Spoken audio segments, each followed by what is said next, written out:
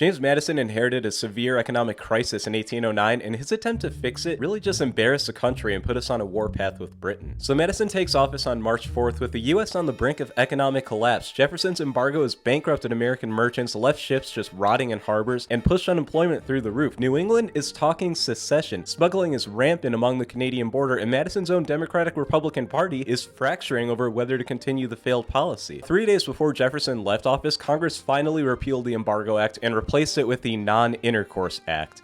It's still economic warfare. Basically, instead of a blanket ban on trade, America can now trade with everyone except Britain and France. The problem is, Britain and France control most of the world's commerce. You can't open a restaurant, then ban your biggest customers. And it quickly became apparent that this wasn't going to work either. American merchants were still going bankrupt because they couldn't access their most profitable markets. British and French ships were still seizing American vessels and forcing American sailors into their navies. The economic pressure strategy had failed completely, but Madison didn't know what else to try short of military action. Then in April, Madison faced the David Erskine affair. British Minister David Erskine approached Madison with what seemed like a breakthrough. Britain would revoke its orders against American shipping if America lifted non-intercourse with Britain, but kept it against France. Madison accepts the deal and announces that trade with Britain will resume in June, and American merchants welcomed this news. Ships started loading cargo for British ports. Madison appeared to have achieved a diplomatic breakthrough, but then disaster struck. The British government disavowed Erskine's agreement and recalled him to London. Foreign Secretary George Canning never authorized the deal, and Britain had no intention of honoring it. Madison was placed in an embarrassing position. He had to reimpose non-intercourse with Britain after promising American traders that they could resume business. It made America look weak, and it made Madison appear to have been deceived on the world stage. And by the end of 1809, America was still in the same mess. Merchants wanted unrestricted trade, war hawks wanted to fight Britain, and peace advocates wanted better and less embarrassing diplomacy. Madison was trying to thread the needle between all these factions, but that was pretty clearly impossible. So follow for 1810 when Madison makes a desperate gamble that puts America on the path to war with Britain.